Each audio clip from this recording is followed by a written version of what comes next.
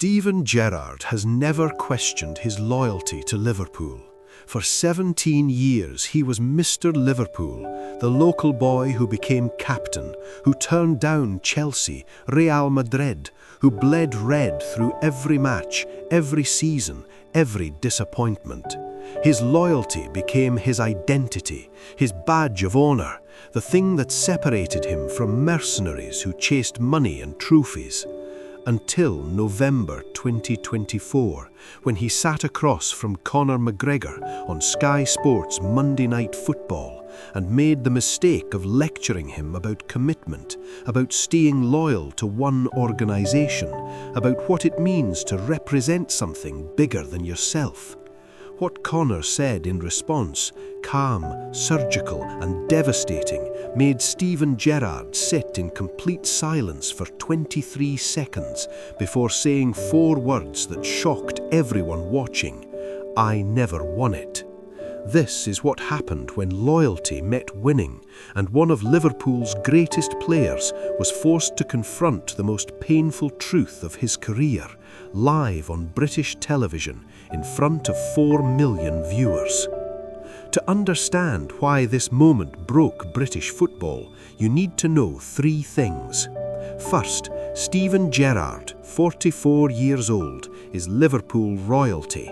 Born in Houghton, 5 miles from Anfield, he joined Liverpool's academy at 9 years old and spent his entire playing career at the club. Captain for 12 years, 710 appearances, 186 goals, FA Cup winner, Champions League winner in that impossible night in Istanbul, he was everything a modern footballer is supposed to be: talented, loyal and passionate. But there was one devastating gap in his legacy. In 17 years at Liverpool, through all the near misses and heartbreaks, he never won the Premier League. He came closest in 2014 when his slip against Chelsea effectively handed the title to Manchester City. That moment, that single error, haunted him still. Second, Conor McGregor had been invited onto Monday Night Football as part of Sky Sports' push to bring non-football athletes into their programming. The segment was supposed to be about loyalty in modern sports, a soft topic where Gerrard could talk about his commitment to Liverpool and Conor could discuss his journey through combat sports. The producers thought it would be inspirational, safe. They had no idea what they were setting up. Third, Gerrard had recently given interviews criticising modern athletes who chase money instead of legacy, specifically mentioning fighters and individual sport athletes who jump between promotions and weight classes. He hadn't named Conor, but the implication was clear. And now, on live television, with Jamie Carragher and Gary Neville watching from the pundit desk, they were about to discuss loyalty. The tension was invisible to most viewers, but anyone who knew the subtext understood this was going to be explosive. The Monday Night Football studio is iconic in British broadcasting. The long desk, the massive screens showing match highlights, the familiar faces of Carragher and Neville bantering. But tonight, the setup was different. Gerrard and Conor sat in 2 chairs facing each other, slightly off to the side, in what the producers called the conversation corner. The host, David Jones, sat between them, ready to moderate. The first 10 minutes were pleasant. Jones asked about their backgrounds, about growing up working class, Gerrard in Houghton, Conor in Crumlin, about the pressure of representing their communities. Gerrard spoke eloquently about what Liverpool meant to him, about the responsibility of wearing the armband, about choosing to stay when bigger clubs came calling. Conor listened respectfully, nodding, asking thoughtful questions about captaincy, about handling pressure, about the weight of expectation. The audience was engaged, enjoying this rare crossover between football and combat sports. But then, about 12 minutes in, David Jones asked the question that changed everything. "Steven, You've been quite vocal about loyalty in sports. With Conor here, someone who's moved between weight divisions, fought in boxing, built businesses outside fighting, I'm curious what you think about different approaches to career loyalty. Gerrard didn't hesitate, clearly ready for this topic. His Liverpool accent thickened slightly as he leaned forward. Look, I respect what Conor's done, I do, but I think there's something to be said for commitment, for staying with one organisation, building something over time, representing the same badge through good times and bad. That's what creates legacy. That's what fans remember. The jumping around, the chasing of different challenges, different money, I think that dilutes what you stand for. Conor's expression didn't change, but in the production truck, the director whispered to his team, "Get ready, this is about to go somewhere." David Jones turned to Conor. "How do you respond to that perspective on loyalty?" Conor took a breath, clearly choosing his words carefully, and when he spoke, his Dublin accent was soft but clear. "Stephen, with all respect, I think you're confusing loyalty with fear." The studio went quiet. Gerrard's eyebrows raised. "What?" "I'm saying," Conor continued, still calm, "that sometimes what looks like loyalty is actually fear of change, fear of the unknown, fear of proving yourself in a different environment." Gerrard's jaw tightened. "That's not fair. I turned down Chelsea, Real Madrid, clubs that would have paid me double. If I was motivated by fear, I'd have taken the money and run." Conor nodded. "Fair point. But let me ask you something. In those 17 years at Liverpool, how many Premier League titles did you win?" The question hung in the air like a grenade with the pin pulled. David Jones shifted uncomfortably. Gary Neville and Jamie Carragher, visible on the main desk in the background, exchanged glances. Gerrard's face had gone from confident to defensive in an instant. "None," he said quietly. "But I won other trophies, the Champions League, the FA Cup." "You did," Conor agreed, "and those matter. But you're sitting here lecturing me about loyalty and commitment, about staying with one organisation to build a legacy. And the one trophy that matters most in English football, the one thing every Liverpool fan wanted more than anything, you never won it. And you had 17 years to do it." Gerrard's expression was difficult to read now, somewhere between anger and something that looked like pain. That's not a fair criticism. It's a team sport. I can't win it alone." "Exactly," Conor said, his voice firmer now. "It's a team sport. So your loyalty was to a team that never won the league while you were there. Meanwhile, I've changed divisions, changed weight classes, even changed sports, and I won championships in every single one. So tell me, Stephen, what's more valuable? Loyalty without ultimate success, or the willingness to chase success wherever it takes you?" Gerrard was visibly struggling now, his famous composure cracking. "You can't compare football to individual sports. In football, you represent a community, a history, something bigger than yourself." "Do you though?" Conor challenged. "Because from where I'm sitting, you represented Steven Gerrard. You stayed at Liverpool because leaving would have tarnished your image as the loyal local boy. But staying meant accepting that you'd probably never win the Premier League. That's not loyalty to the club, that's protection of your brand." Gerrard's face flushed. "That's not true. I stayed because I loved the club."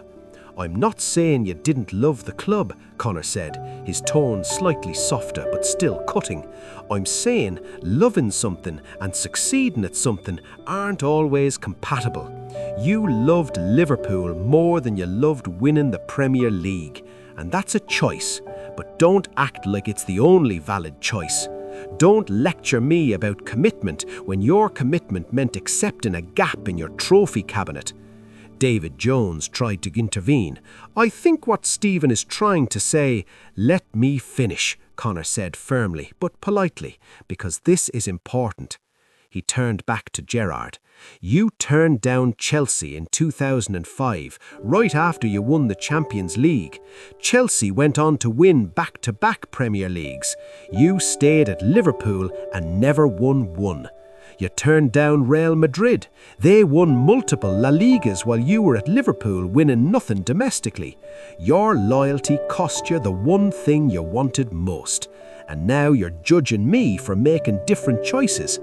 Gerrard sat silent, his hands gripped tightly on the armrests of his chair. The studio was absolutely quiet. Even Carragher and Neville, usually quick with commentary, were frozen. "And let me tell you what hurts the most about this," Conor continued, his voice quiet now but intense. "I respect what you did. I respect that you stayed loyal even when it cost you. But you can't respect what I did. You can't acknowledge that chasing championships across different divisions, different sports, is just as valid as staying put and coming up short. That's not respect, Steven. That's insecurity." The word insecurity hit Gerrard like a physical blow. His expression changed from defensive to something rawer, more vulnerable. "I'm not insecure," he said, but his voice lacked conviction. "Aren't you?" Conor pressed. "Because you've spent 10 years since retirement defending your decision to stay at Liverpool. You've built your entire post-playing brand around being Mr. Liverpool, the loyal servant. But what if, deep down, you know you made the wrong choice? What if staying was the safe option, and you've been trying to convince yourself it was the brave one?" Gerrard's eyes were glistening now, not quite tears, but close. "You don't know what you're talking about." "Don't I?" Conor leaned forward. "Steven, everyone remembers the slip. Everyone. Chelsea 2014, you slipped, Demba Ba scored, and Liverpool lost the title. That's what people remember about your loyalty, not Istanbul, not the FA Cup, the slip, the moment your loyalty wasn't enough." Gerrard flinched like he'd been struck. David Jones tried to stop this. "Conor, I think that's—" "No," Gerrard said quietly, raising his hand. "Let him finish." Conor's expression softened slightly, recognizing that Gerrard was genuinely engaging now, not just defending. "I'm not trying to hurt you, Steven. I'm trying to make you see that your path isn't the only valid path. You stayed loyal to Liverpool and it gave you a lot, but it also cost you. I chased championships across divisions and it gave me a lot, but it also cost me stability, roots, the kind of legacy you have. Neither of us is wrong, but you acting like your way is morally superior, that's what I can't accept." Gerrard took a long, shaky breath. "You know what the worst part is?" "What?" Conor asked gently. "You're right," Gerrard said, and his voice cracked slightly. "I never won it. 17 years, captain for 12 of them, and I never won the Premier League. And I think about that every single day. I think about the slip. I think about 2009 when we finished second. I think about all the chances we had and didn't take. And you're right that I've spent the last 10 years telling myself that loyalty was worth more than trophies, because if it wasn't, then what was it all for?" The studio was utterly silent. This wasn't a debate anymore, this was a confession. Conor's entire demeanor changed. The sharpness was gone, replaced by something that looked like genuine compassion. "Steven," he said quietly, "it was for exactly what you said earlier, for representing your community, for being the local boy who became captain, for giving Liverpool fans someone they could be proud of. That matters." Gerrard looked up, surprised by the shift in tune. "But," Conor continued, "it doesn't make your way the only way, and it doesn't mean people who made different choices are less committed or less honorable. It just means they valued different things. You valued loyalty and community. I valued championships and proving I could succeed anywhere. Both are valid." Gerrard nodded slowly, processing. "I think," he began carefully, "I think I've been defensive about my choices because I know they cost me something, and it's easier to judge other people's choices than to sit with the discomfort of knowing you might have chosen wrong. That's honest, Conor said, and I respect that. But you didn't choose wrong, Steven. You chose differently, and you have to live with the consequences of that choice, just like I have to live with the consequences of mine. What are your consequences? Gerrard asked, genuinely curious now. Conor thought for a moment. I don't have what you have. I don't have a community that sees me as their son, their captain, their symbol. I'm respected in Dublin, sure, but I'm not Steven Gerrard in Liverpool. I'm not a part of something bigger than myself in the same way. I chased individual glory and I got it, but I lost the chance to be part of a collective legend. That's my cost. Gerrard was listening intently now, the defensiveness completely gone. So when I criticize your path, Conor continued, I'm also criticizing what I gave up to take mine. And when you criticize my path, you're defending what you gave up to take yours. We're both just trying to convince ourselves we made the right choice. Maybe there is no right choice, Gerrard said quietly. Just different prices for different prizes. Exactly, Conor agreed, and we both paid our price. You paid it in Premier League trophies you never won. I paid it in roots I never grew. Neither of us should judge the other for what we were willing to sacrifice. David Jones, who had been sitting frozen for several minutes, finally spoke. This has become something very different from what we expected. Gerrard smiled slightly, wiping his eyes. Yeah, it has, but it needed to happen. I think I've been carrying around some bitterness about my choices without admitting it, and I've been taking that out on people who made different ones. Conor nodded, and I've been defensive about my own path because I know it cost me something too. We're more similar than different, Steven. We're both working class kids who made it to the top. We just took different routes. And we both ended up in places that gave us a lot but also took something from us. Gerrard extended his hand. I'm sorry for judging your path. You're right that it's just as valid as mine. Conor shook it. And I'm sorry for being harsh about yours. You're right that loyalty matters. It's just not the only thing that matters. Jamie Carragher's voice came from the main desk, cutting through the moment. Stevie, can I say something? Gerrard looked over. Go ahead. That's the most honest thing I've ever heard you say about not winning the league, Carragher said, his Liverpool accent thick with emotion. And I think every Liverpool fan who's watching this respects you more for saying it than they ever did when you pretended it didn't hurt. Gerrard's eyes welled up again. It hurt, Cara. It still hurts. I know, mate, Carragher said. We all know. But you gave us Istanbul. You gave us the FA Cup final comeback. You gave us yourself for 17 years. That's worth something, even without the Premier League. Gary Neville surprisingly spoke up. And Conor's right that different paths are valid. I left United and went to Valencia and failed as a manager. Does that mean I should have stayed and just been a pundit from the start? No, I had to try. Just like you had to stay, Stevie, and Conor had to chase different challenges. We're all just trying to find meaning in what we did. The segment ended there, but the impact was immediate and massive. Within 30 minutes, Gerrard's slip was trending on Twitter, but this time not with mockery, with empathy. Clips of Gerrard saying, I never won it, and his voice cracking, were shared millions of times, not to ridicule, but to highlight his vulnerability and honesty. Liverpool fans who had defended Gerrard for years flooded social media with messages of support.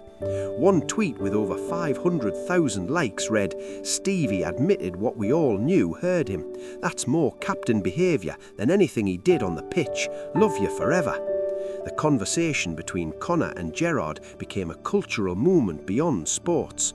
Articles were written in The Guardian, The Times, The Athletic about the cost of loyalty, about different definitions of success, about the choices athletes make and the consequences they live with. Psychologists weighed in on why Gerrard's admission resonated so deeply. One wrote, he gave himself permission to acknowledge pain he'd been suppressing for a decade. That's profound growth, especially for someone in the public eye. But the most significant response came from ordinary people, not just sports fans, sharing their own stories about career choices, about staying in jobs or relationships out of loyalty even when it cost them opportunities, about wondering if they'd made the right decision. Gerrard's confession had opened up a conversation far bigger than football. Conor, for his part, posted once on Instagram a photo of himself and Gerrard shaking hands with the caption, "Two different paths to greatness, both valid, both costly. Respect to Captain Fantastic at Steven Gerrard for being honest about his journey." Gerrard replied in the comments, "And respect to you for forcing me to confront what I've been avoiding. Different paths, same struggles, folded hands." The exchange received over 15 million likes. In the weeks following the show, something remarkable happened. Steven Gerrard's public persona changed. He'd always been guarded in interviews, protective of his Liverpool legacy, defensive about the Premier League gap. But after the Conor conversation, he became more open, more willing to acknowledge the complexity of his choices. In his next appearance on Monday Night Football, analysing a match, he made a comment that shocked long-time viewers. "Sometimes loyalty costs you trophies," he said during a discussion about a player potentially leaving his club. "I know that better than anyone. And that's okay. You have to decide what matters more to you. But don't pretend the choice doesn't have consequences." Jamie Carragher looked at him, surprised. "That's a different Stevie Gerrard talking." "It's the same Stevie," Gerrard smiled, just finally admitting what I always knew but didn't want to say. 3 months after the show, Gerrard gave a long-form interview to The Athletic where he discussed the Conor conversation in depth. He said it had been therapeutic to finally voice the regret and pain he'd been carrying, and that Conor's willingness to challenge him had been a gift, even though it didn't feel like one at the time. He also admitted something he'd never said publicly, that he had moments over the years where he wondered if leaving Liverpool might have been the better choice, but that he'd suppressed those thoughts because they didn't fit the narrative he'd built around himself. Conor and Gerrard stayed in touch. They didn't become close friends, but they'd text occasionally, usually about fatherhood, about dealing with public expectations, about the loneliness of being at the top of your field. 6 months after their TV encounter, they appeared together on a podcast discussing leadership, sacrifice, and the price of success. The episode was downloaded over 7 million times. At one point, the host asked Gerrard if he'd do anything differently if he could go back. The old Gerrard would have said no immediately, defending his loyalty.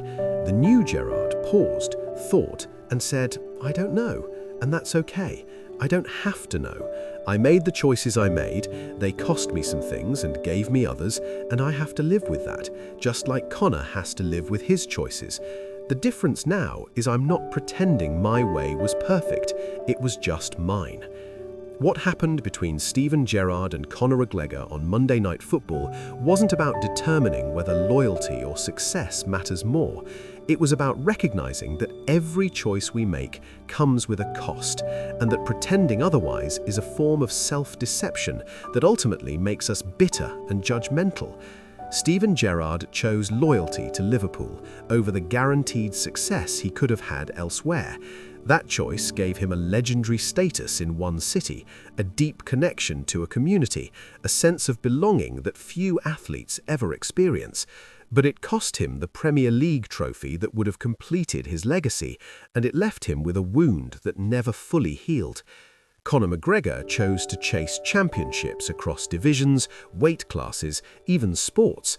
That choice gave him unprecedented success, financial freedom, and the satisfaction of knowing he conquered every challenge he faced.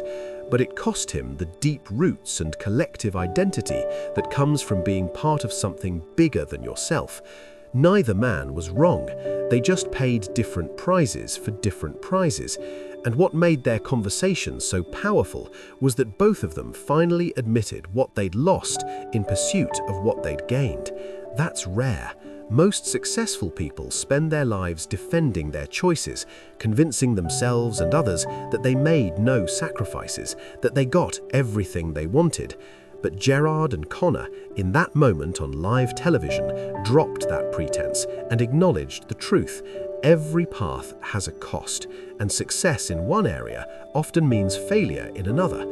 The lesson isn't that you should choose loyalty over success or success over loyalty. It's that you should make your choice consciously, understanding what you're giving up to get what you want, and then live with that choice without bitterness toward people who chose differently. Steven Gerrard is learning to live with never winning the Premier League. Conor McGregor is learning to live with never being rooted in one place, the way Gerrard was rooted in Liverpool. And both of them, by being honest about what they lost, showed more courage than they ever did on a football pitch or in a fighting cage. What you just witnessed was more than a debate between a footballer and a fighter.